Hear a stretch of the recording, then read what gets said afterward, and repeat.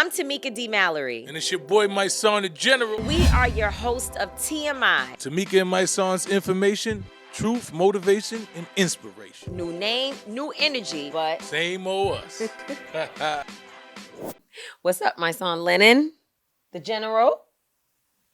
Are you doing? Reiki. I don't know how to say That's what you're doing. Yes. How are you today? How are you today? I'm actually doing good.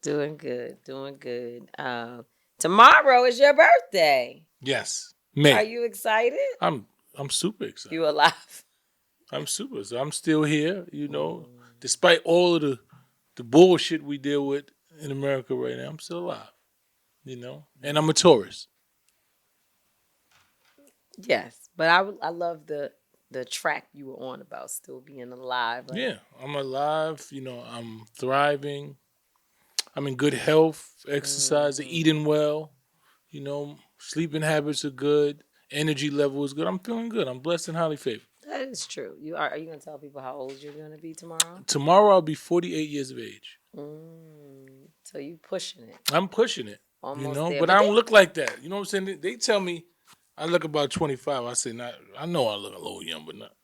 Well, you know what? I'm talking about 25. Recently, our board chair, Monique Idlet, said my Taurus sister. Yeah, when we text her happy birthday, everybody's telling her how much we love her. And she wrote back that 50 is the best year yet, right? And I've had a lot of people say that. I know that 40s, and I'm always a few weeks behind you in terms of my birthday.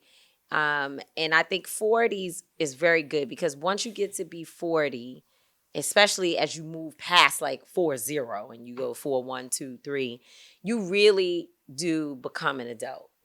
You start to, things that used to be a thing or things you used to be interested in, people used to be interested in, places you start to find for real, your identity and be okay and comfortable with not being places and spaces and doing things that you don't like. And so I feel like it's phases because in your 30s, you're kind of getting to know, yourself as an adult. What does it look like to go from being in your 20s when people still could tell you what to do, when to come and how to whatever, and you were still trying to be liked by everybody. Then you get to 30 and you're like, oh shit, I'm a real adult. And so now that's a phase.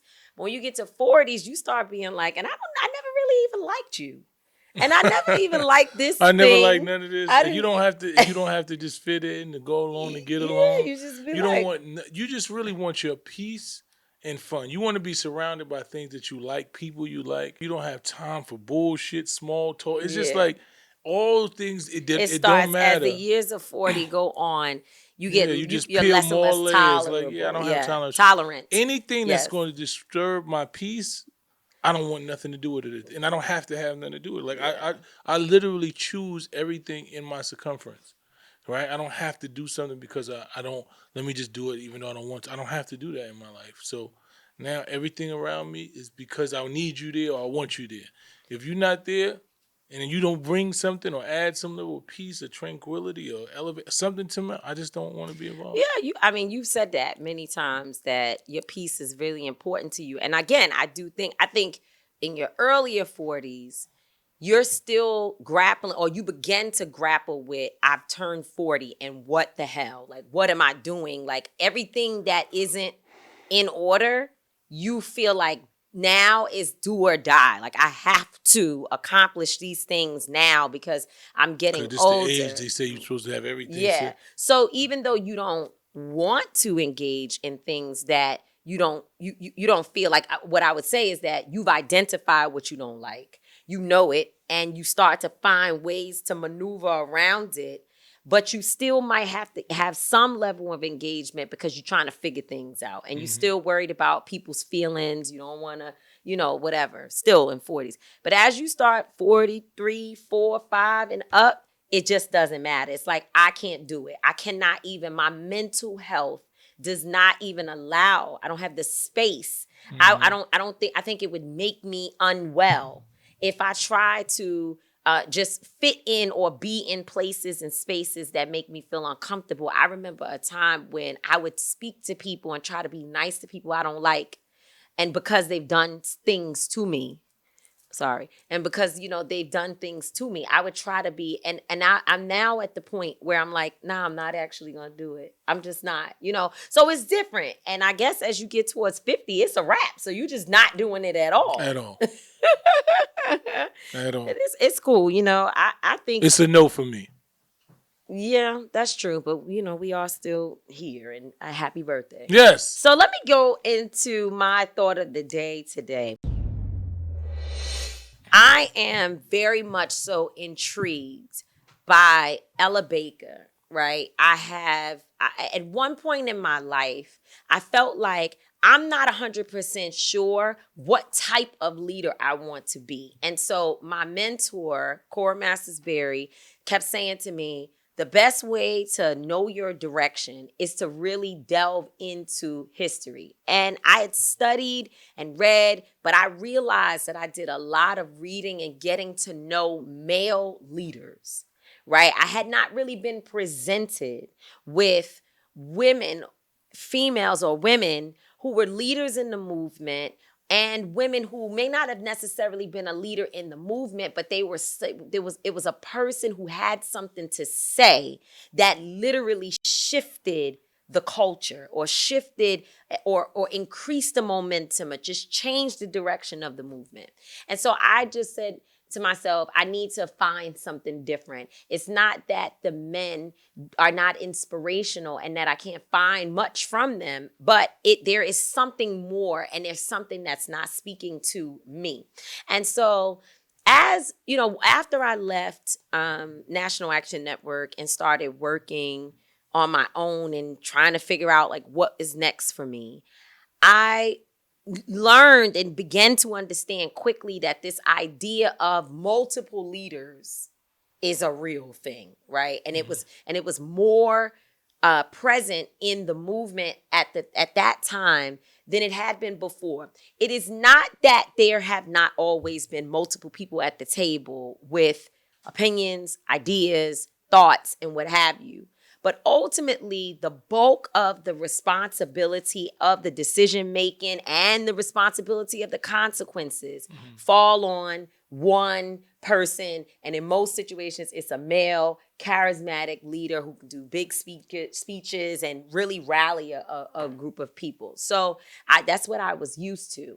And when I was trying to understand this new sort of thing that I'd not really been a part of in the past, where they're not just at the table with opinions, but you can't even move forward until you can come to some level of consensus in a room or with a group, right? I'd not been into that. So Ella Baker became the person that I started to study, because I knew, of course, when you're reading history, if anybody tells the story right, or if you're in any room or space when you're hearing about what was happening as movements were being developed, you know that Ella Baker was a very important person, but she does not get the type of credit that she deserves.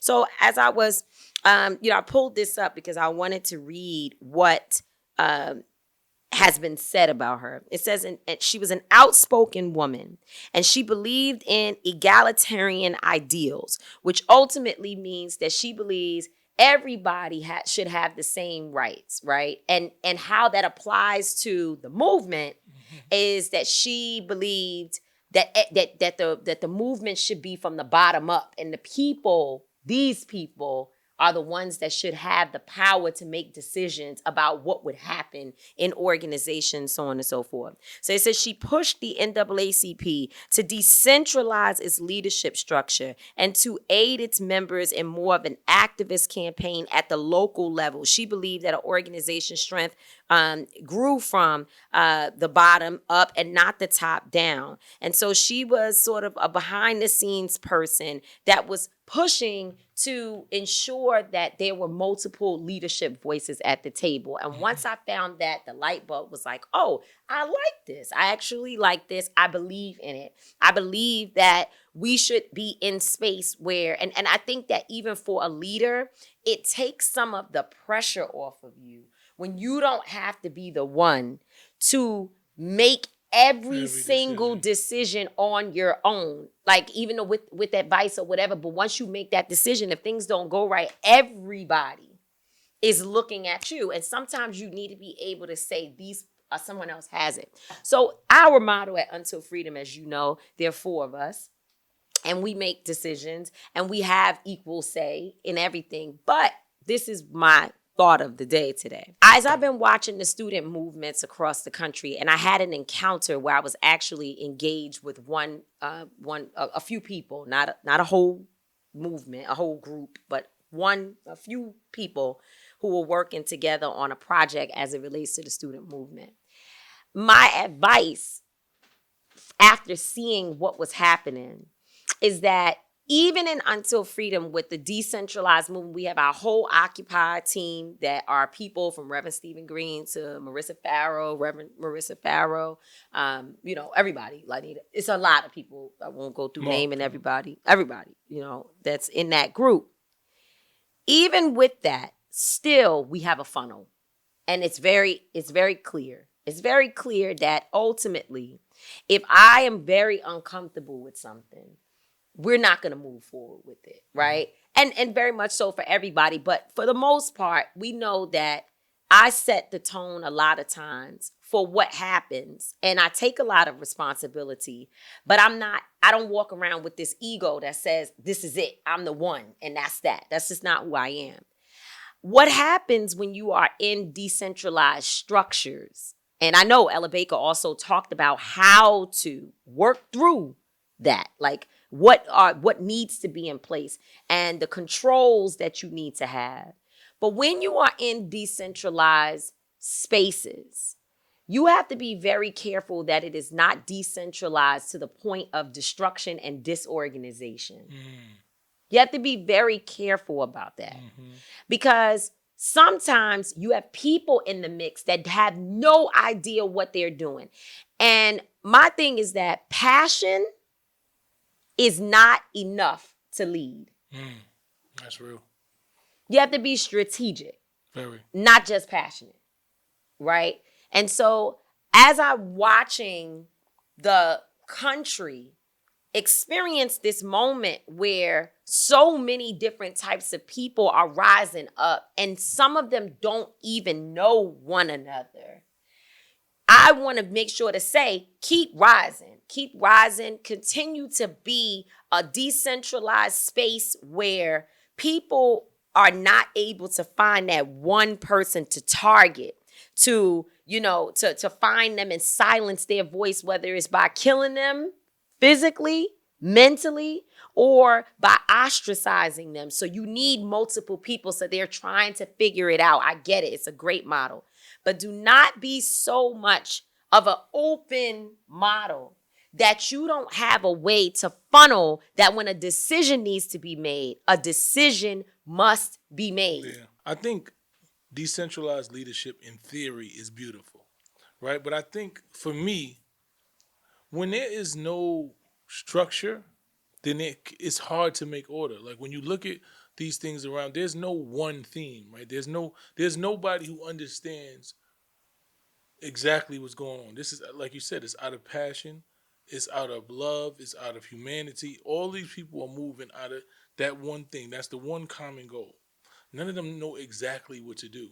Well, they do. Let's not say none. I'm not saying none of them. There are some. But then sometimes those voices are not muted, but it's like they turn down their volume, because once they start exerting and showing that they do have leadership skills, other people get upset, jealous, mad, or feel like, oh, you're gonna give in too quick. You know what I'm saying? Yeah. And then that person starts being like, I don't want to get in trouble, or I don't want everybody to be mad at me. Yeah, and that's what is, and that's why I think the decentralized leadership motto has to be there are just multiple leaders. I don't know if it's just no leader, because it has to be multiple people. Like when you talk about Until Freedom, there are many of us, right? And like you said, for the most part, if it's something that you're uncomfortable with, you know, we'll be like, okay, cool. We'll come to you because my reality that you've been leading in this space and understand this space more and have proven that you have what it takes to lead. So I don't mind following in those situations.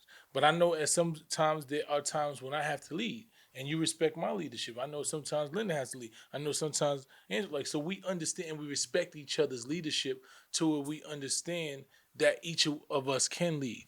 And I think that's what decentralized leadership has to look like. It has to be multiple people who are skilled and able to lead, to where they can't just point at one person and get rid of one person, but multiple, right? Yeah. And I think that's more of a thing. It's like the United Nations kind of strategy, where it's just so everybody's united and they have the same goal. I think when we look at a lot of these things, like when you see the same mistakes made, because this is what the enemy does, right?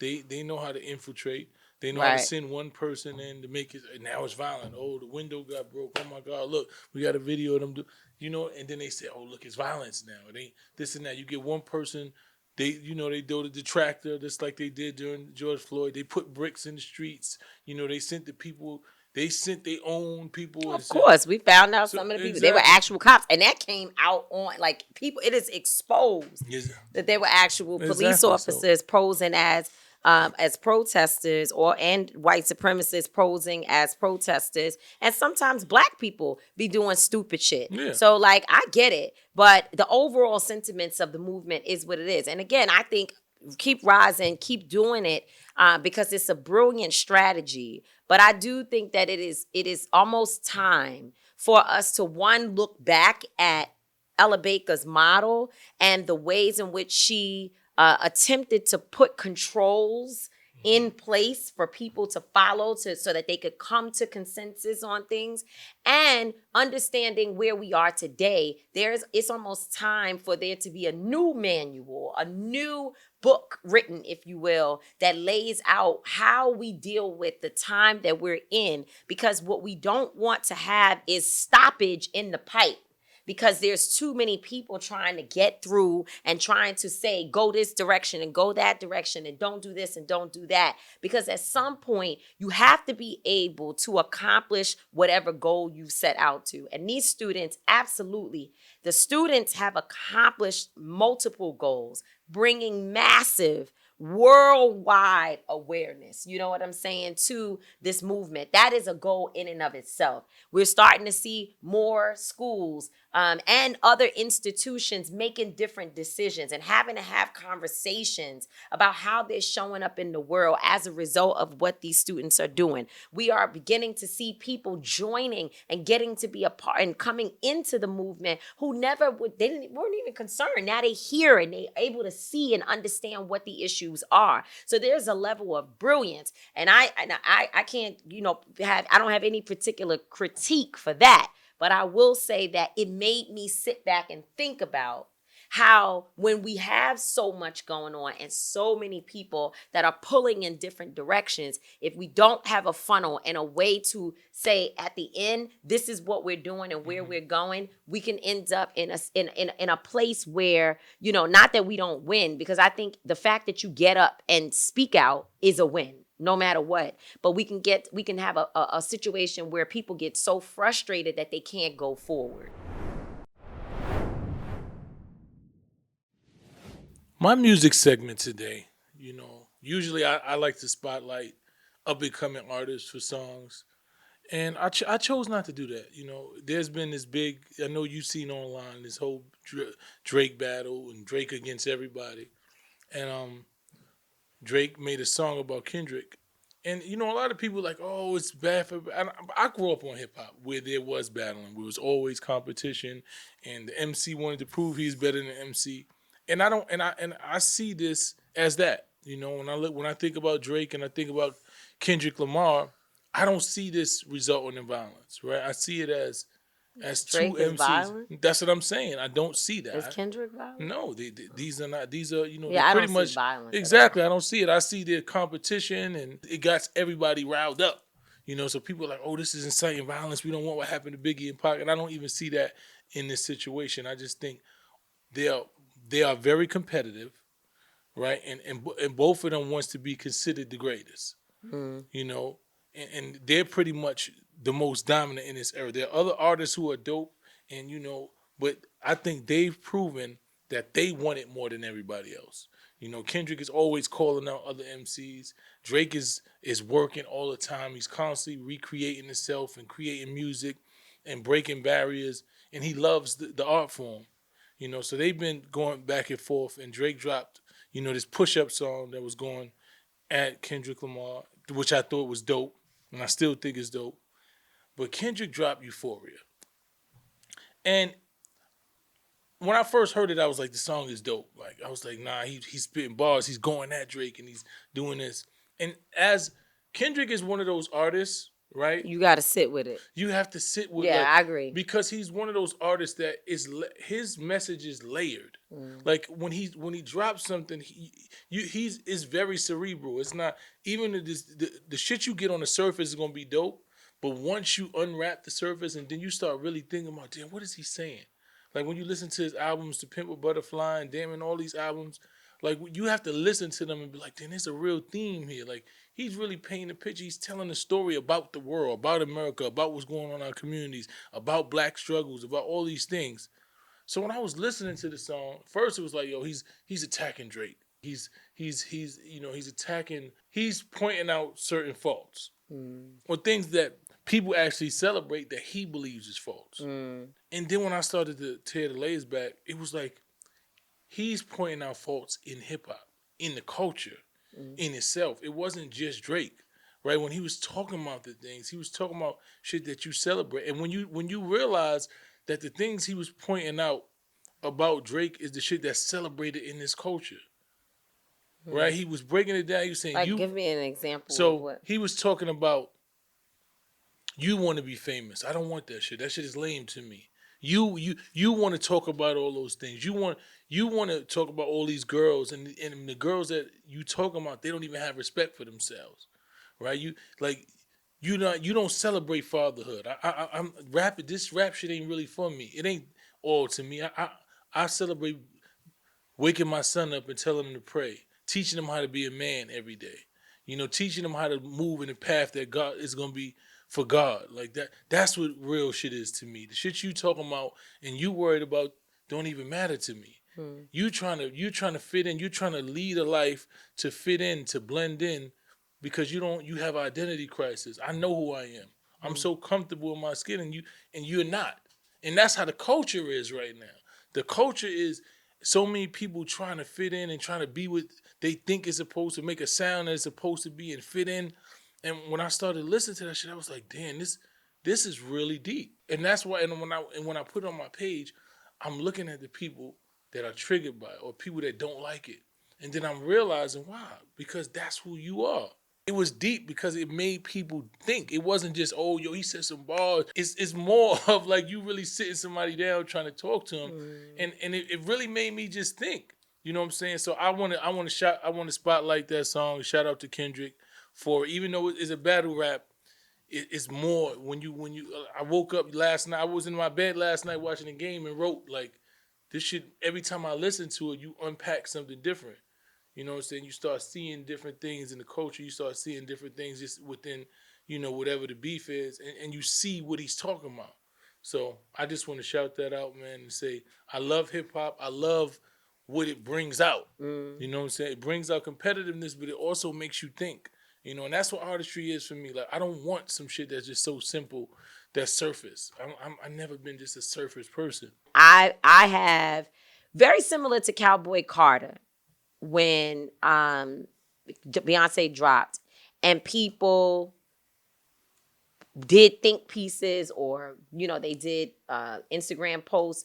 And shout out to Hannah Drake from Louisville, Kentucky. She did a whole thing breaking down different parts of Cowboy Carter and taking songs and showing how connected Beyonce is to what is happening in the culture and in the world and in America, and how, and of course, always presenting Black people and our struggles or our stories, right? And so she did a whole thing about it, and that's really good. And I feel like I'm seeing a lot of that around Euphoria, even though I don't really know all the things that's going on. I don't like the fact, though, that Drake has used his platform to taunt and mock Meg Thee Stallion. That is something that I don't like. It doesn't mean that I'll never listen to a Drake song or go to a Drake concert or whatever, but I definitely don't like that, about him. And I feel like he could have just minded his business because, we know what we know. And I think he was wrong for that. So anyway, that's my thoughts.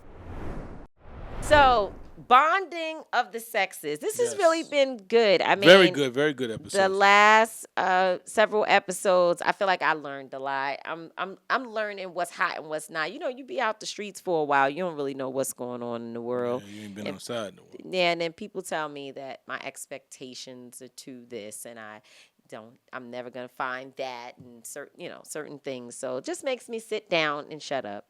But today, I would say that this particular couple that we have watched online, and I just got to know the wife recently, and this is a woman who is extremely bubbly and popping, like outside doing and going, and you see her in different spaces looking good and always having a very bright attitude, and knowing, and I can tell from the conversations that we've had that she understands what is happening with social justice in our society. So these are multi-dimensional people, and they would be in what is considered a traditional marriage, a Black man and Black woman married together in holy matrimony. And so I'm excited that they've joined us on TMI today in this series of Bonding of the Sexes. Thank you so much, Nikita and Keith Gibson. Absolutely. Glad to be here. What a beautiful introduction. Thank you so much. Happy to be here. Well, we happy to have y'all here, man. It's amazing just seeing Black people happy together, man. We love to see Black people happy together in what we call a traditional marriage. So give us, how did you guys meet? Give us the story, the background. Let me tell the story because, she's going to add her twist and everything else on. Let me give the real story. So we actually met online. AOL. You remember AIM from back in the day? Oh, AOL. Wow. You took it all the way. AIM. You took it all the way back. From back in the day. I was in Brooklyn. She was in Florida. I was just on, just perusing a little bit. Just surfing the net. Yeah. So I seen somebody that kind of caught my eye. So let me reach out. Just say hello. So I said hello. Usually put age, sex, location, right? ASL. That's what you used to put on there. You put age, sex, location, or whatever. But her profile says she was from Brooklyn, right? So when she said she's in Florida, I was like, well, that don't seem right. But all right, no problem. So we spoke for a little bit, and then it's connected to the phone. So now if somebody has to use the phone, you got to come off. It's online. So somebody had to use the phone. My sister. And she sent me her number and said, call her. That's the story right there. That's the short story. That's a short story. Let me hear your version. What is your version? Because you sound like you got another version. She got the details. She could have came back on and found me. She said, call me. Yeah, she sent the number and said, call me. I did. Okay, so we were on AIM, and he hit me up, and he was trying to be Mr. Cool Guy because he was not trying to have deep conversation. It was kind of like, oh, what's up? You look cute. I think he said you're cute, something like that. And I was just like, oh, thank you. And he was just like, where do you live? And I'm like, I don't live in Brooklyn anymore, but I'm from Brooklyn, which is why it says Brooklyn in my location, in my bio or whatever. I don't even know if it was bio at that time. So we're chopping it up a little bit, and then in my mind, I'm just not taking him seriously because I was so in love with my boyfriend at that time, right? But I don't live in Brooklyn anymore, so yeah. So I'm like, whatever. So my sister was like, she has to use the computer. No, she has to use the phone. So I was like, call me. So he called me, and literally the greatest friend you could have. at a time in your life when you just, you know that you and your boyfriend about to end up, Tamika, you know what I'm saying? Like, you know that it's not, it's rocky, it's not gonna go well. Yeah. Like, y'all about to be done. But then this amazing guy just shows up. You're not trying to date him or I anything. didn't steal nobody. I didn't steal. Like, looking to date. It was literally just companionship. Y'all started being friends. Literally friendship. Like, we would talk every single day for hours for a long time, until I remember the day my sister was like, if you really like this guy and this guy clearly really likes you, yeah, you need to let I him should know see what's going up. on. Yes. And then it's been since then. How do you work it out from Florida to Brooklyn? Yeah, I ended up coming back to Brooklyn. I was like a wild teen, they would say, right? Not really, but my father had sent me away to Tampa because I wasn't doing too well in Brooklyn, like most kids. So he had a place to send me, so he sent me to Tampa. I was there for like a year and a half, and he sent me back. So when I came back to Brooklyn, Keith was still there. Like, he was still that guy, and it was like, great. We're in the same city. I remember just knowing, do you know that feeling when you just feel like, okay, this is my person? I feel like God sent me. That's how I felt. I felt like he was an angel that was sent for me. He was what I needed then, and he's still what I need now. So I feel like it was just, and it wasn't continuous the entire time. That's what we wanted to know. Have y'all had breaks along the way? Yeah, so we definitely had needed breaks, I would call it, because I definitely do think that women need to be sure. Like, I feel like a guy knows. Like, I remember Keith telling me, like, you're going to be my wife. Like, he knew. And I was laughing internally. I didn't laugh in his face. But, I'm just like, I'm not going to be your wife. Like, I'm just like, you just here, you're good for now. But I was like, not thinking like that. And he knew he wanted to marry me. He said, you're going to be my wife. I'll never forget that. But for me, I felt like I want to make sure that I'm, dating other guys, or just making sure that this is the right person. Right. Because that's what they tell us to do. Absolutely. Like, I feel like this is my person, but like, how do I know? Am I sure?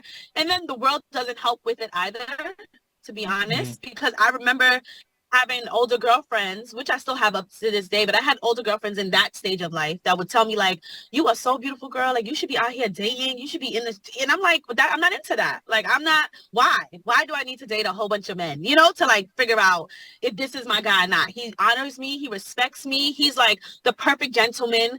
I just knew that this was my person. I actually knew that he was the person that I wanted to be a father to my future children. Like, I feel like that's how surpassed me. It was like, he's a wonderful man. He comes from a wonderful family. And if he's anything like his father, I need to marry this man. So my mindset became that. And my friends were like, absolutely not. Which is terrible, right? But in the end, it worked out for us. But I can only imagine how detrimental that advice would be to another couple, because a lot of people try to say, you're too young. I got married at 25, and it's about to be 10 years in October. And I am still happily married with this man. Like, and it's not easy, but the fact that we are still here and still happy, right? Like, that to me is enough. What do you think is the secret to your successful relationship? I would say it's definitely communication. There's no like real secret to it. I think it's God. She's gonna say it's God. I do. I think it's God. It's just supposed to be. But then you still got to work on it. I feel like if you love someone the way that God loves you, and you are dating a man has proposed to you, right? Because honestly, nobody's your husband until they propose to you. So you can't do wifely things for a man that's not your fiance, and you can expect a man to do husband duties that's not, and you're not his fiance. But I would say that if you are treating each other under the love, the same way that God loves us, and that we should love God, right? Like, then it's going to be hard, because it's hard to live in the world, right? And I love Christ. I love God, but it's hard.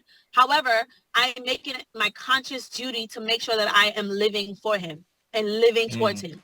And I feel like it should be the same thing in your marriage. Like, when we walked into this, when we did marital counseling, I remember saying to Keith when he proposed, before you proposed to me, I felt like, no, after you proposed. I think I said to him, like, we don't have money to waste, and we don't have the parents that's going to pay for our wedding. So I'm sure we're doing this because I'm in, you know? And we both looked at each other. It was a serious conversation, and we knew that we was going to ride this thing till the wheels fall off. And thank God it hasn't been any crazy situations that we had to encounter, because I can say this all now from the perspective of what we have, but there are a lot of hard marriages, and it's easy to say that you'll go through anything until you actually go through it, because you don't know what you would do in those circumstances, you know? But I think that if you go into a relationship knowing that this is my person and I'm gonna fight for it, I feel like that's a secret. It has to be God. Besides that, it's communication. And all of those things come under love, right? Like love is patient, love is kind, love is like, you need these things in a marriage. If you don't have it, it's not going to work. Or it may work. It just may take time. So what would you say is the biggest challenge? I mean, especially for you, Keith, what would you say is the biggest challenge? Like in Because marriage, she looking at him like, ain't no challenge here. Everything good with me. Don't you better? most guys, no, you have to read your woman, right? Like you have to read her. So like we went to something where they were talking about the reaction and the response, right? Come home, you're like, hey, can you pass me that thing? Pass you what? Right? I didn't even do anything. I just came through the door. But now I gotta read the room. I gotta read it like, okay, something happened, something's going on.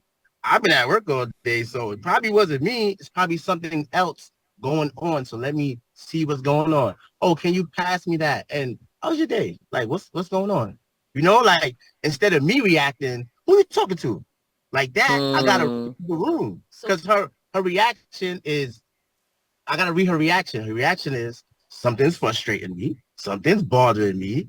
It's probably not you, but something's bothering me. And you the first person in front of me, you my punching bag. You gonna get it right now. And I'm gonna take the blow, and then I'm gonna find out what's going on. We can't always do that, right? Exactly. You gotta have some type of patience. Yeah. You gotta have, you know, but sometimes you have to, guys. Yeah, sometimes you gotta, you know, my son, you know, sometimes you gotta have that conversation. You got to. Like, man, listen. Got to. All right. No, I think it's definitely important to have those conversations, because we've been through it, where he would be like, yo, I know you frustrated right now, but that energy, that's not for me.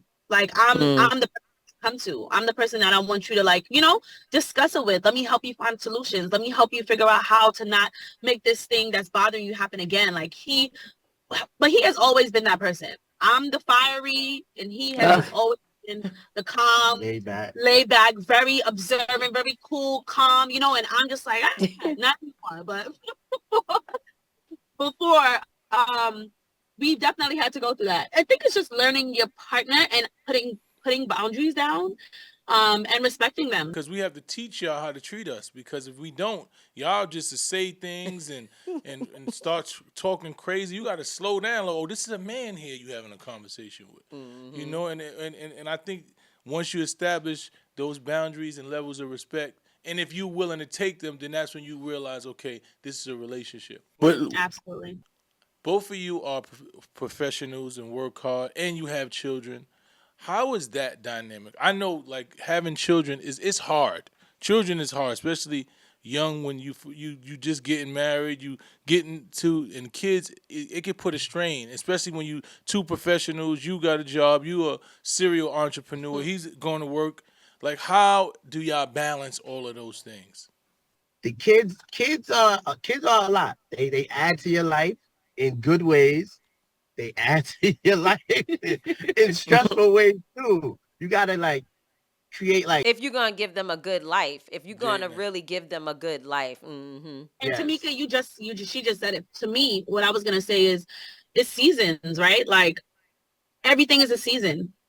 You cannot expect to have the same relationship that you have with your partner when you guys were newlyweds to then that what you have when you have children, right? I can't expect to have the same relationship that I have with him now with our children being toddlers and when they're teenagers. It's going to be two different seasons that we're in. So I feel like you just got to understand that. You got to ride the boat. The boat is rocky. A lot of people get frustrated about things they don't understand. Don't have right? Control of that too, and things they don't have control over. But once you understand it, you can be like, well, listen, temporary.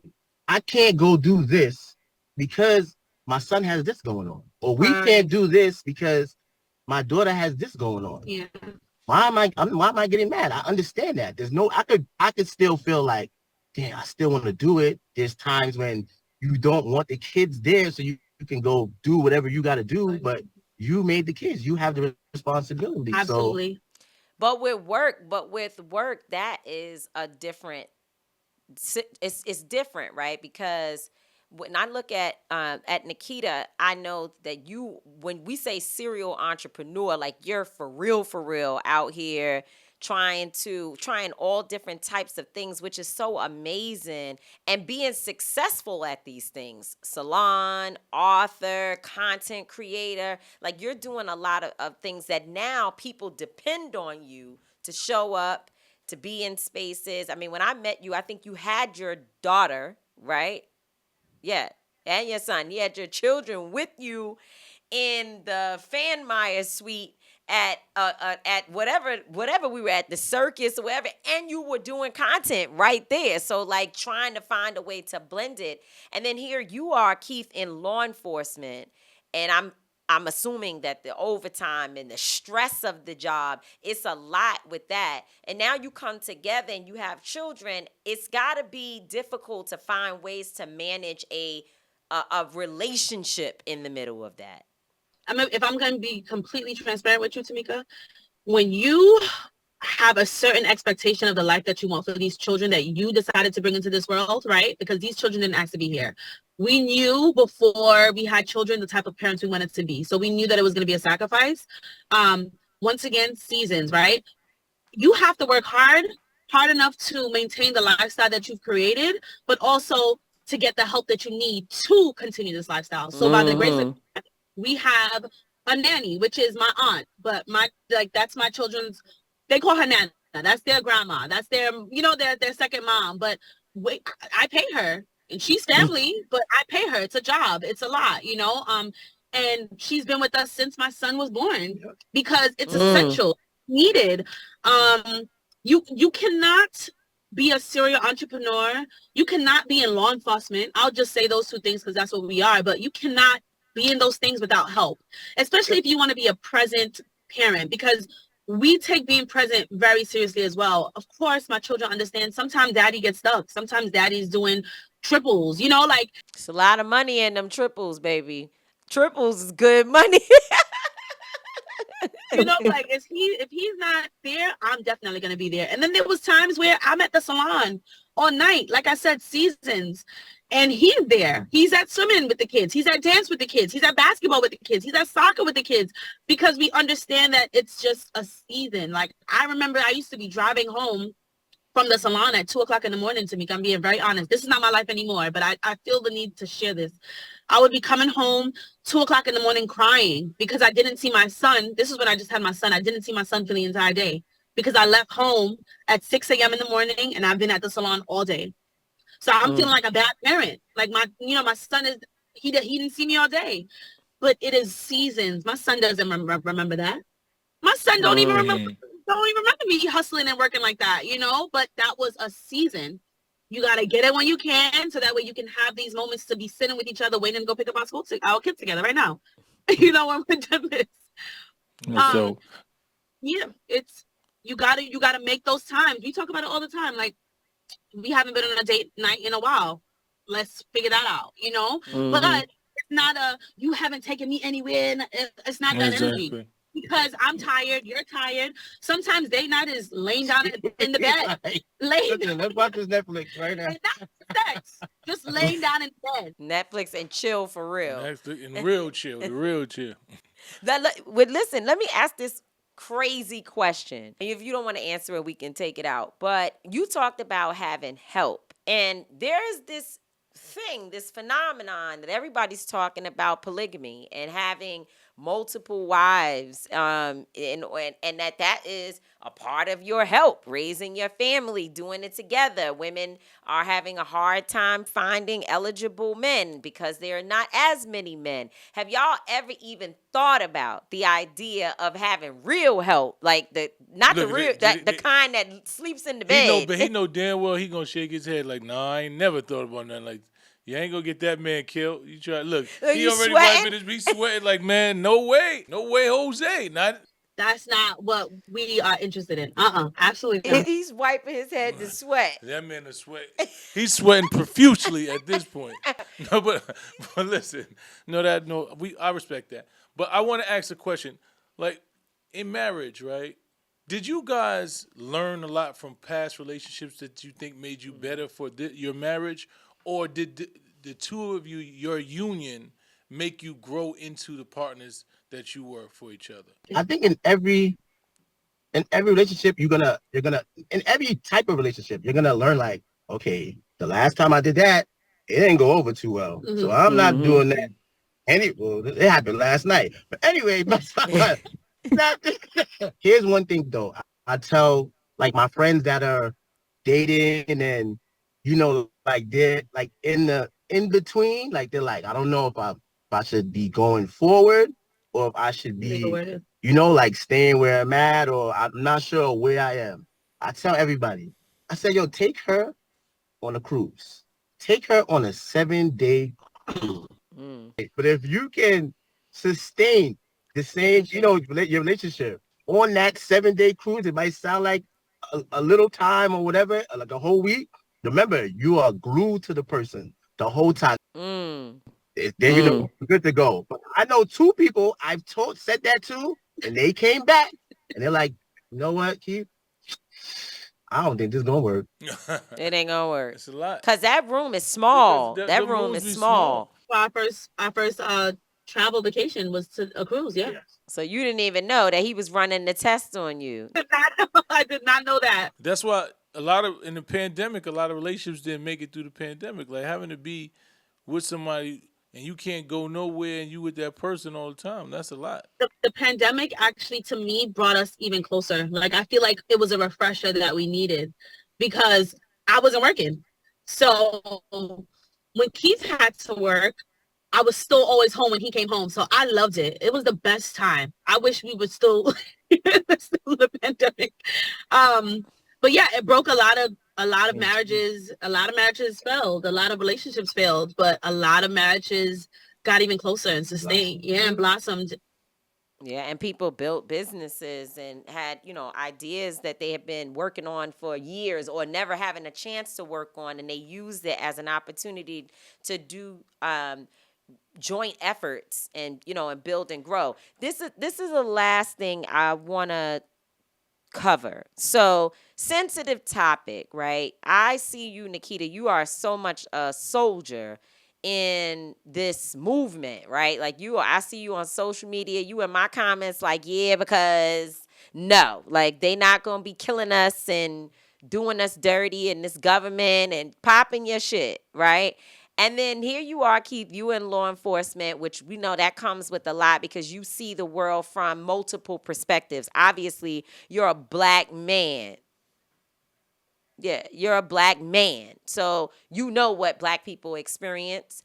And then at the same time, you are in law enforcement. And I don't care what anyone says. My father is a retired correctional officer. My sister is a retired correctional officer. She made it all the way to deputy warden. So they have, and my other sister in North Carolina is a correctional officer. So they're in law enforcement as well. And you can hear when they speak that there are dual things happening, but they hold and maintain the first thing, which is that black folks deserve freedom, justice, equity, and our full rights in this society. So I just wonder, what are those conversations like when your wife is out here talking about Black Lives Matter, strapping my boots up, and I'm going to the protest? Oh, that's a great question, Tamika. Oh my goodness. So there's been times, right, where there's like, she's like, well, the kid, someone got arrested, right? Cool, no problem. So I'm like, well, what happened? Because I'm not on social media. Oh, that's another thing. He's on social media. I'm in like the depths of wherever. So when I come out and I see like the sunlight, I'm like, what happened? 100 things could have happened. What happened? What happened now? So tell me the story about the guy. All right, he got arrested. Okay, cool. Cops came. Wait, I think it was a Pacific story. So I guess a kid was in front of somebody's house. Maybe it was his house, right? Mhm. And the cops rolled up on him, whatever the case is, and he ran, right? So he ran from the house and started running. So the cops went, or whatever the case is, and then one of the cops shot him in the back, right? Oh, They shot him in the back. I think they saw him toss something, right? Toss something or do something. So they shot him, or whatever the case is. So I'm like, okay. I'm like, well, you know me, I don't believe nothing. I don't believe nothing that they He's like, well, why did they do that? And I'm like, okay, cool. I said they came. He was in front of the, like, he wasn't there. He was standing in front of the house. The cops came. I said, the first thing I always say, why did he start running? They always ask that. They always ask that. Why did you start running? Tamika, when I tell you we go at it, because he is such a, like, we're so different in right. We want to know all the details, and you like, it don't matter. It don't matter why you ran. Nobody should be shooting him in the back. That's it. That's all you know. Right. I'm like, what? But they gonna get in trouble because they're not supposed to shoot anybody in the back. But that's the penal law. But so I'm like, why did he start running the first? I go all the way back to the beginning. I get what happened. He start running in the first place. He's scared. All right, that makes sense. How's he running? And he's like, babe, you don't run. You don't. And I'm like, but this is what happens. And just because somebody is running away doesn't mean that you should be shooting them in the back. There's so many. First of all, there's just so many other places you can shoot them. If you want to shoot somebody, there's so much. Yeah. They shoot to kill. They shoot to kill. Figure it out. Yeah. And if you don't know how to shoot a leg or something, you shouldn't be a cop. But that's not what they teach you in the handbook. They teach cinemass. If you shoot, you're supposed to take your object down. Exactly. And then we have those conversations where it's just like, Tamika, I don't even know if I could talk about this stuff that we be talking about here, because it goes far for me. Like, I'm just like, this is modern day slavery. This is what they want. This is how they are literally making it easy for Black men to die, because they are hiring these Black men to become correctional officers. And unfortunately, everybody is raised in a society where it's like, okay, well, my husband graduated from John Jay, right? Very intelligent Black man, okay? He didn't just graduate. He had very high top. He's up there, okay? However, he is big on stability. He is big on wanting to retire. His father was a firefighter in Brooklyn. So he was like, I'm going to go do this. But I'm just like, y'all take our good men, because it just seems like the smartest thing to do as a young man, right? When you want to provide, when you want to sustain your household, when you want to do these things. Stable, stability, yeah. It's a good job. This is when they tell you, go get you a good job. You do all these things, but to me, it's programming. And then we have these conversations where we go back and that. And then I'm just like, we work for each other because we are so different. I'm the creative. I'm the risk taker. And my husband is the planner. He gonna make sure we are stable. He gonna buy the books. And I'm like, what do you think about this? You okay? And you know what he does? He's always supportive. What's my line again? We don't compliment each other. We compensate for each other. I know that's right. That's my line. We don't compliment each other. Somebody gotta be stable in the household. Somebody has to be stable when there's an entrepreneur in the room, because you up today, you down tomorrow. When you just spoke about during the pandemic, you created things. I literally wrote my book during the pandemic, and it was a beautiful blossoming thing for me, right? But at the same time, it was like there was no events that could happen. There's no book signing. It was literally just me risking, just doing it.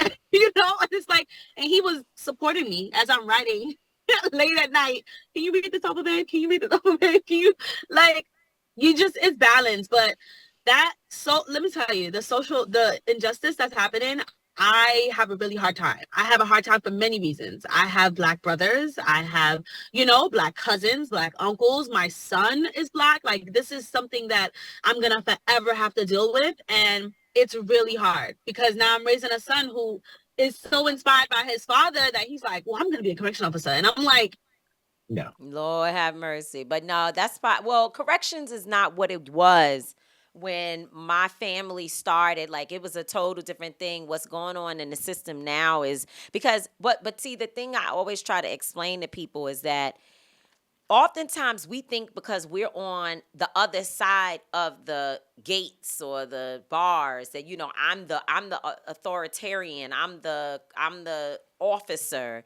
We think that it makes us somehow better or separates us from the person that is an incarcerated individual, when the reality is that the system is oppressing both people on both sides of the gates. And so, I can imagine that that's difficult for y'all. We appreciate it. I mean, I think we could stay and just talk with them we can talk to y'all for about an hour because y'all energy is dope. He's so much like me. He has the real laid back, and you just got that energy. So it's a beautiful balance. You see the compensation there that y'all give to each other. But I just want y'all to the last question. I just want y'all to just give advice to somebody who's looking for love. My favorite word is effortless, right? Like when things start becoming effortless, like you're heading in the right direction. Please say that. I hate the dynamic of if you really want something, you got to work. I think you should work. I think you have to work in the relationship, but I want it to feel like it's natural. I don't want the work shit. I don't want that. I'm too old to work. Well, let me say something, because you said something really important.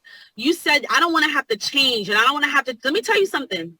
You don't want to have to do all of that to get somebody, because whatever you do to get the person, you will have to sustain. Yes. You would have to continue doing. Yeah. So I think that what my husband said is very accurate. You want to just live this effortless. And of course, like, I'm not telling you to not court, right? And not be interested in and not take time to get to know. I'm not saying all of those things. I'm just saying whatever it is that you pretend to do, because if this is not something that you really want to do, it's not going to last. It's not going to work. It's not going to work. My advice for women that are looking for love, I will say to find love within themselves first, so they can attract the person that's for them. I would say you don't go looking for Mr. Right. Like I wouldn't advise that. You can't go looking for something. You have to be so content and so in love with who you are that you attract it. You're going to be looking for a long time if you go looking for it, Amen. And then you're also going to be looking for a manipulative version of what you think, because anybody can pretend to be what you want them to be. And then a lot of women fall in love with that version of what they think. Oh my God, I just met Mr. Right. But no, Mr. Right knows that you're looking for Mr. Right. So he's pretending to be Mr. Right. Tell him again, please. Oh Lord have mercy. Yeah, I mean the work thing. We have this debate often, along with our other co-founder of Until Freedom, attorney Angelo Pinto, where we talk about the work aspect of relationships. And I think all relationships, and whether it be with your children, with your partner, with your family, at work, it takes work. Like, you have to invest. You've got to be willing to fight for what you believe in, or what you want, because there are days when, you don't understand one another, or days when things just ain't going that well. And like, I'll go back to what I think an example of work is.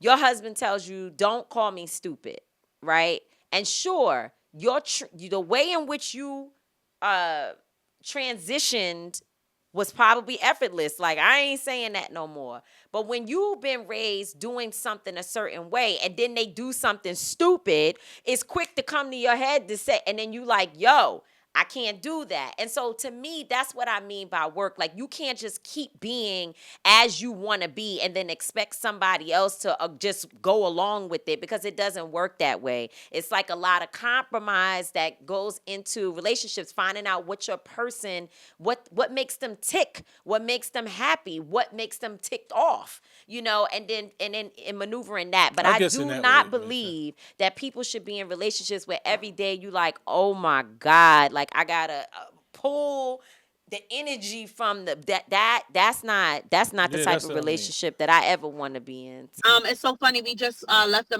marriage retreat, and one of the couples there said that I don't aspire to be the person that comes home that wants to stay in the car because they don't want to go into their home. Right. That could be a home with children or a home with just your partner. And it's like, that should be your haven. That should be the place that you're running to go into, because you're just so calm and, so peaceful. And for moms, we use it as like a wind down, but like, it should be a 10-minute thing. It shouldn't be an hour and a half thing. You know, Right, like right, you right. shouldn't have to get energy to be a wife or to Yeah. be like to love this person. Like, no, it's just I want to love you. That's it. I want to love you. I want to figure. How do you want to be loved right now? That's right. Person that I was at 17 is not the person that I am now at 34. Well, this was really really great and Yes. very insightful for me. You know, I picked up a lot of gems, but I think one that what has come out of this bonding with the sexes series, or what I have picked up, is like people are really working through themselves. Your advice, Nikita, is so important because every single person that we have talked to, Says you got to love yourself. you gotta love yourself. Love You gotta yourself. love you. You gotta get you right. You gotta maneuver the internal before you try to put out to the external world. And I think that's the biggest takeaway, is that we are in a quest, first of all, to find the me, the I, and then try to blend me and I with someone else that's also working on their own path. So it's good to know that you can work, you can be a boss, you can not agree on political topics, and you can still find love and maintain a successful marriage. Nikita and Keith Gibson, thank you so much for joining TMI. Thank you Thank so you. much. That was an amazing interview. It was great. Bonding of the sexes Has been very enlightening. It's going well. It's going well. I hope as people we travel down this road that people come on the journey with us. It was, I see this trend developing, and I want to imagine that it's going to continue, where people start talking about self-development and getting into yourself and your needs and knowing who you are, not so much what you want, but who you are. That's right. And because you can't be prepared for a relationship if you're not prepared for yourself. If you haven't properly prepared yourself and gone through understanding who you are and what you require and what you need, and I think Yeah, a lot of people get in relationships thinking that person is going to provide something for them. When in reality, that person is only supposed to compliment and add to you. That person can't Compensation, that's what he He said. said compensation, right? That person can't give you happiness. That person can increase your happiness and add to your happiness, but the happiness got to be within you. I hear that. Now, here's my I don't get it. For the life of me, I don't understand why are they arresting all these kids for protesting. Peaceful protests, First Amendment rights, kids who are brilliant kids in colleges all across this nation are being arrested. I watched them send hundreds of New York City police officers into Columbia the other day. Like literally. The other day, it's 15 days ago. Okay. I watched them send hundreds of police officers into Columbia. And They said it was thousands. well, I didn't, the video stopped at hundreds, so thousands to arrest, and they made over 300 arrests. And it was very violent. I seen them throwing these people to the ground, heads in the floor. It just was way too much for me.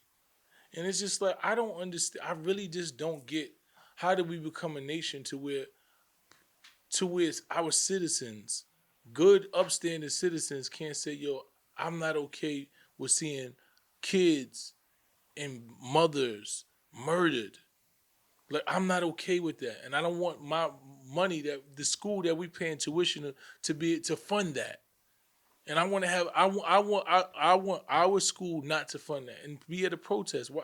Like, I don't understand how we got to a point in this nation where that's a thing. I don't know. Sometimes, I don't get it. I don't get it. Because you ask questions that don't make sense to me. I'm trying to figure out when you knew this other nation that allowed protests. I mean, I'd never seen this on college campuses like this. Well, I mean, yes, it has happened. I mean, not many. I mean, I don't think. No, it has happened.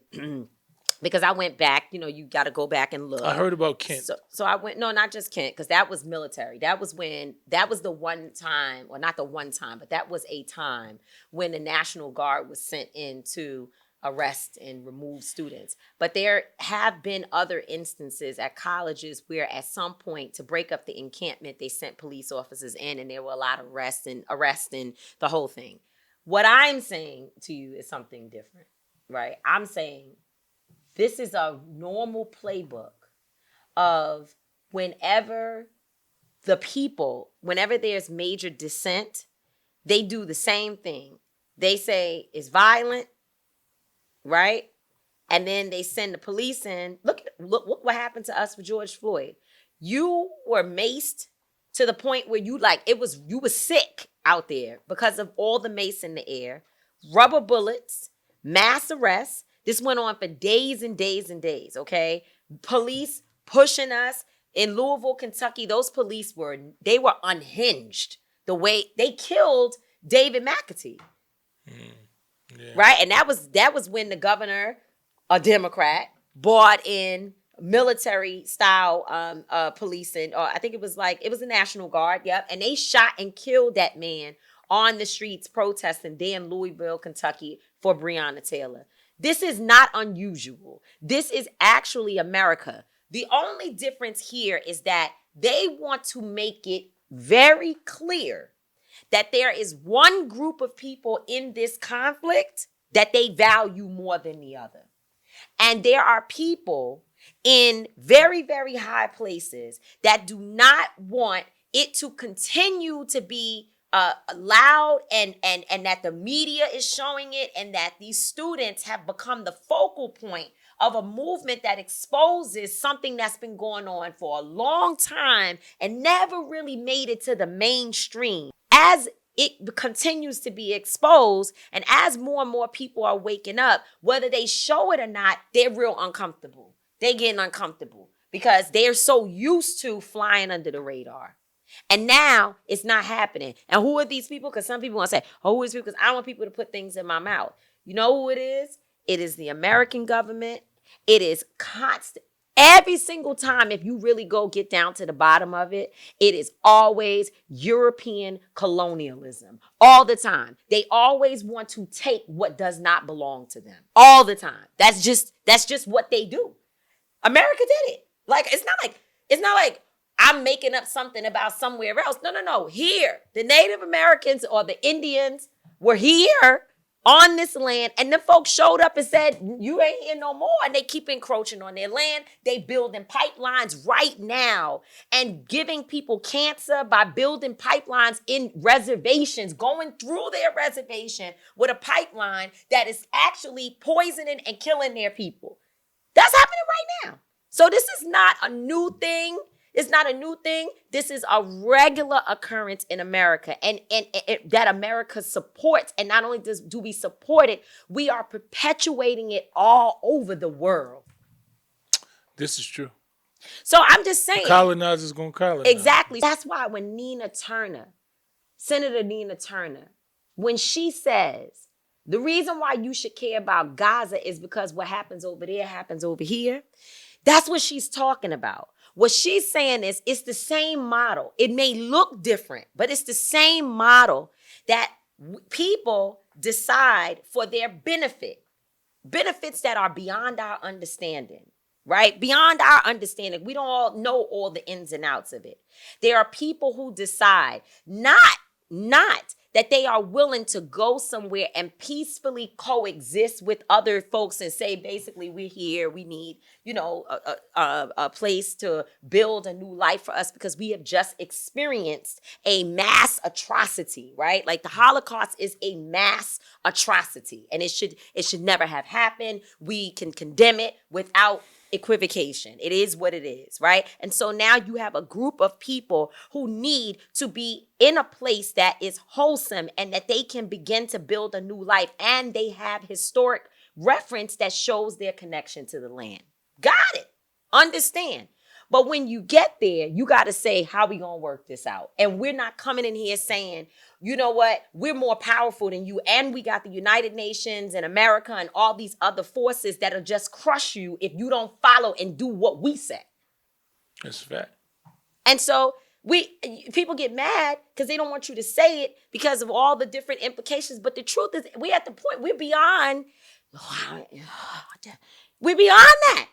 It is what it is. You cannot just go over there and say we just gonna kill the Palestinians and settle on their land and not have a situation where those people feel that they are also whole and they have their own autonomy and their own rights and their own control of their water, their electricity, their land, their export and import. They deserve that. How do we even argue? So of course they don't want the students to speak up, because every time the students speak up and people get riled up, it makes them uncomfortable. And that's that on that. And with that said, we've come to the end of another episode. TMI, Tamika and Mysonne, we're not going to always be right. We're not going to always be wrong. But we will both always, and I mean always, be authentic. Peace. That's how we own it. That's how we own it. That's how we own it. That's how we own it. Check out the video version of TMI Every single Wednesday on iWoman.tv. That's how we own it.